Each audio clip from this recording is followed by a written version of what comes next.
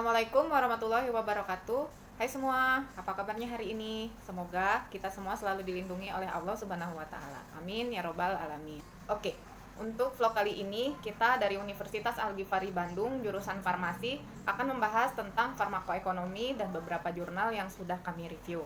Tapi sebelum itu kita perkenalan dulu ya, karena saya nggak sendirian teman-teman. Oke, dimulai dari saya Agna Anissa dari kelas 13D Farmasi Non-Reguler dengan nomor induk mahasiswa D1A171382. Kenalkan, saya Melati Romas dari kelas A13D reguler sore dengan NIM D1A171464. Perkenalkan, nama saya Mufti Muhammad Taufik dari kelas A13D reguler sore. Perkenalkan, saya Muhammad Al-Basir, kelas A13D, reguler sore. Saya Nepi Nur Jahidah dari kelas A13D Farmasi Noreg, nomor induk mahasiswa D1A1711466. Perkenalkan, nama saya Rizal Julfia dari kelas A13D reguler sore. Untuk mempersingkat waktu, kita mulai saja dengan pembahasan apa itu farmakoekonomi dan beberapa resum jurnal terkait farmakoekonomi.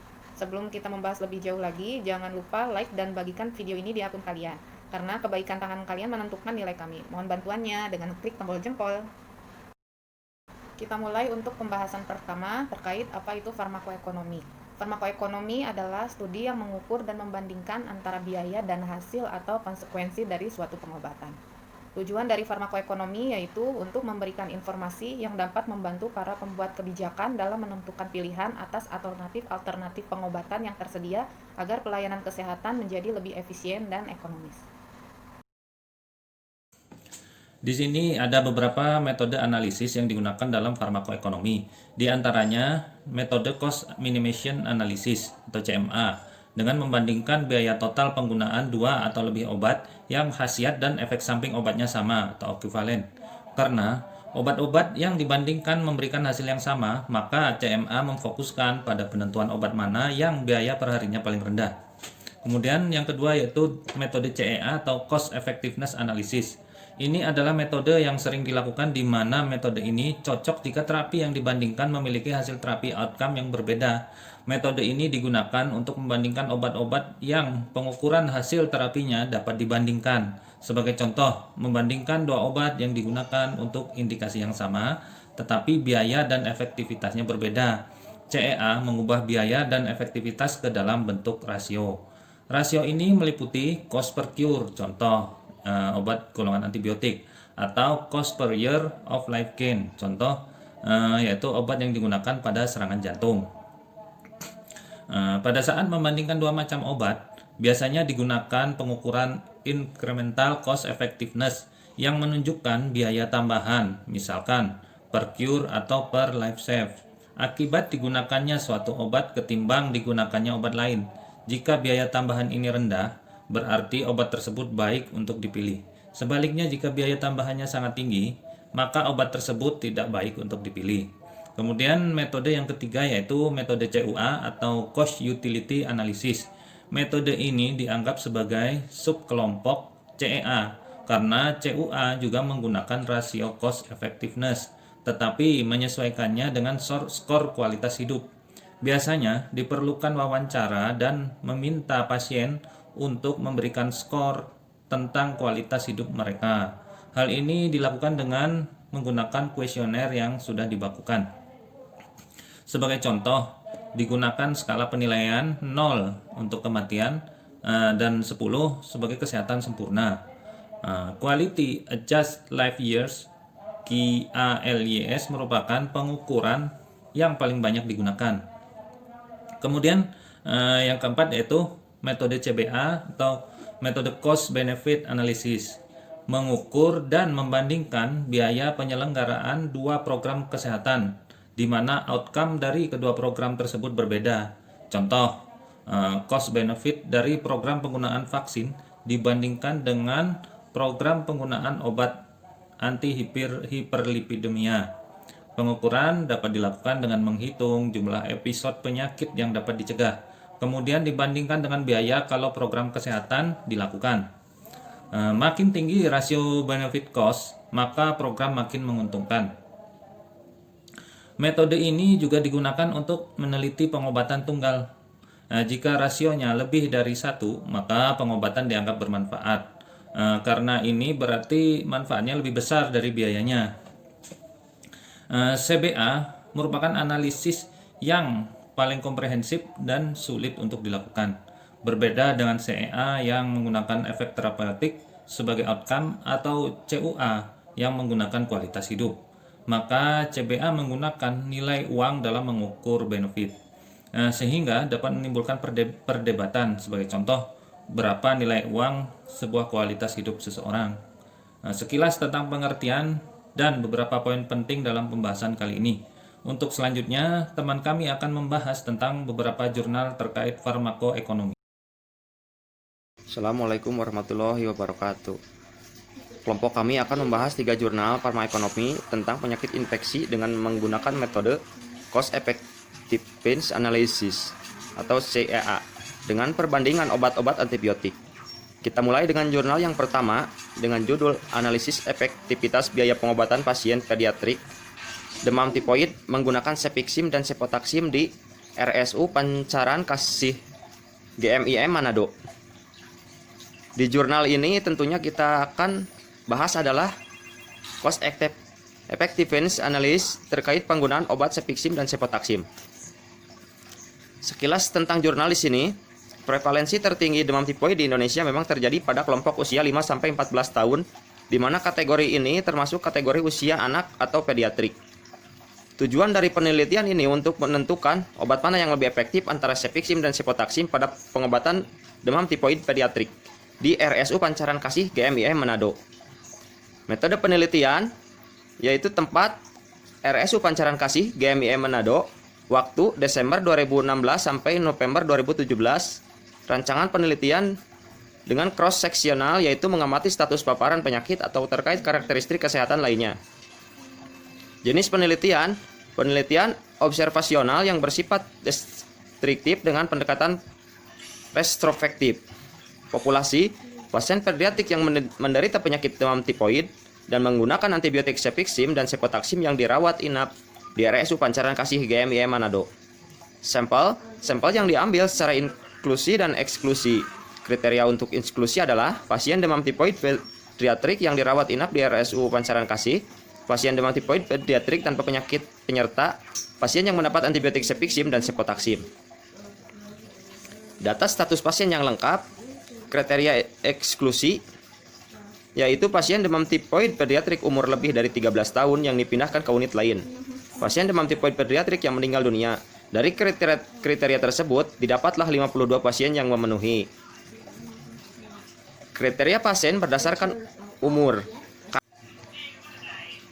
Analisis data menggunakan metode ACR dan ICR dengan rumus ACR dengan ICR. Hasil cost effectiveness analysis berdasarkan hasil ini adalah hasil untuk kedua outcome klinis baik lama rawat pasien dan waktu bebas demam, maka Cefixim lebih cost efektif dibandingkan dengan Cefotaxim karena nilai asal Cefixim lebih rendah dibandingkan nilai Cefotaxim karena Cefotaxim memiliki efektivitas biaya yang tinggi dibandingkan dengan Cefixim. Maka perlu untuk dilakukan perhitungan rasio inkremental efektivitas biaya. Untuk menentukan posisi alternatif terapi untuk pengobatan tipoid, ICR digunakan untuk mendeterminasi biaya tambahan untuk setiap pertambahan efektivitas dari suatu terapi. Nilai ICR tersebut memperhatikan bahwa adanya tambahan biaya yang diperlukan jika akan dilakukan perpindahan terapi dari Cefixim ke Cefotaxim. Bilakah rumah sakit menginginkan peningkatan efektivitas penyembuhan demam tipoid per pasien dengan menggunakan Cefotaxim, maka rumah sakit harus mengeluarkan biaya sebesar Rp1.251.575 per hari bebas demam dan Rp1.668.767 per hari lama rawat. Sekian dari saya. Untuk kesimpulan, antibiotik yang lebih cepat cost efektif antara Cefixim dan Cefotaxim dilihat dari nilai ACR. Cefixim berdasarkan outcome waktu bebas demam yaitu 1.142.113 berdasarkan outcome lama yaitu Rp585.497, sedangkan aser sefotaksim berdasarkan outcome waktu bebas demam yaitu Rp1.185.833, dan berdasarkan outcome lama rawat yaitu Rp592.917, sehingga Cefixim lebih cost efektif dibandingkan Cefotaxim karena nilai aser Cefixim lebih rendah daripada Cefotaxim. Dan untuk nilai aser berdasarkan outcome waktu bebas demam yaitu 1.251.575 per hari bebas demam, dan berdasarkan outcome lama rawat yaitu 1.668.767 per hari rawat. Terima kasih. Jurnal yang kedua dengan judul Analisis Efektivitas Biaya Antibiotik Cefotaxim dan Gentamisin Penderita Pneumonia pada Balita di RSUD Kabupaten Bombana, Provinsi Sulawesi Tenggara. Jurnal ini dianalisis menggunakan metode ASER atau Average Cost Effectiveness Ratio yang dihitung berdasarkan rasio biaya dan persentase outcome klinis pada kelompok Cefotaxim dan Gentamisin. Antibiotik sendiri merupakan terapi utama pada pengobatan pneumonia, sedangkan pneumonia pada balita membutuhkan terapi antibiotik yang tepat dan sesuai dengan risiko efek samping yang minimal serta biaya pelayanan kesehatan yang terjangkau. Metode penelitiannya yaitu bertempatan di RSUD Kabupaten Bombana, Provinsi Sulawesi Tenggara pada bulan Mei sampai Juli 2017. Tujuan penelitian menganalisis efektivitas biaya antibiotik penderita pneumonia pada balita di RSUD Kabupaten Bombana. Untuk metode penelitiannya menggunakan deskriptif dengan rancangan cross-sectional study pada pasien rawat inap balita umum penderita pneumonia dengan pengambilan data secara retrospektif pada tahun 2016. Populasinya pasien pneumonia yang memenuhi kriteria inklusi yaitu usia pasien umum, biaya rawat inap, penderita pneumonia yang mendapatkan antibiotik Cefotaxim dan Gentamisin pada pasien kurang dari 5 tahun. Sampel yang diambil secara retrospektif yang memenuhi kriteria eksklusif dan inklusif. Karakteristik pasien dilihat dari umur dan jenis kelamin. Laki-laki dengan total 16 pasien, dengan umur 1 bulan sampai 4 tahun ada 9 pasien, dan yang kurang dari 5 tahun ada 7 pasien. Sedangkan yang berjenis kelamin perempuan, total keseluruhan ada 14 pasien, yang berumur 3 bulan sampai 4 tahun ada 6 pasien, dan yang kurang dari 5 tahun ada 8 pasien. Pneumonia paling banyak diderita sebanyak 16 orang dengan persentase 53,3% berjenis kelamin laki-laki dan 14 orang berjenis kelamin perempuan dengan persentase 46,6%.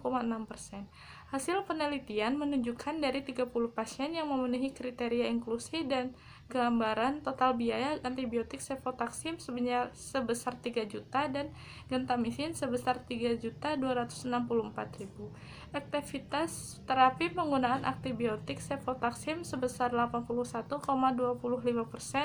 sedangkan Gentamisin sebesar 85,71%. Untuk nilai aser Cefotaxim sebesar 36,92 dan Gentamisin sebesar 38,081. Berdasarkan nilai aser, biaya pengobatan yang cost efektif ialah Cefotaxim. Terima kasih. Ini mau menyampaikan bagian kesimpulan untuk gambaran total biaya penggunaan antibiotik Cefotaxim dan Gentamisin pada penderita pneumonia di Rumah Sakit Umum Daerah Kabupaten Bombana, yaitu jenis obat Cefotaxim jumlah Rp3 juta dan Gentamisin sebesar Rp3.264.000. Efektivitas terapi penggunaan antibiotik Cefotaxim dan Gentamisin pada penderita pneumonia di Rumah Sakit Umum Daerah Kabupaten Bombana yaitu obat Cefotaxim sekitar 81,25% dan obat Cefadroxil 85,71%. Nilai aser obat Cefotaxim sebesar 36.923 dan Gentamisin sebesar 38.081, sehingga biaya pengobatan yang cost efektif untuk terapi fenomena ialah Cefotaxim. Terima kasih. Yang ketiga yaitu dengan judul Analisis Efektivitas Biaya Isavuconazole dan Fluconazole sebagai pengobatan lini pertama untuk aspergillosis invasif. Di jurnal ini tentunya akan dibahas adalah aspergillosis invasif dikaitkan dengan beban klinis dan ekonomis yang signifikan.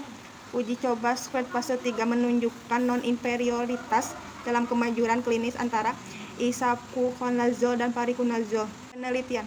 Tempat: Rumah Sakit Nasional Amerika Serikat. Waktu: tahun 2013. Tujuan penelitian: menganalisis efektivitas biaya invasif aspergillosis menular penyakit isavuconazole. Uji coba fase 3.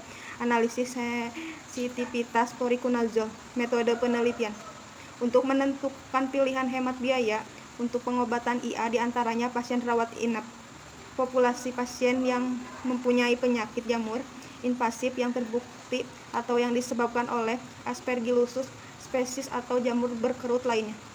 Sampel secara retrospektif yang memenuhi kriteria eksklusif dan inklusif ialah data administrasi pasien IA yang dirawat inap di RS Nasional Amerika Serikat, pasien yang tidak dapat diobati dengan foriconazole. Terima kasih yang sudah like dan membagikannya di akun kalian.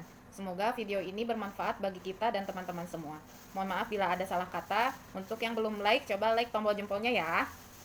Sampai jumpa. Assalamualaikum warahmatullahi wabarakatuh.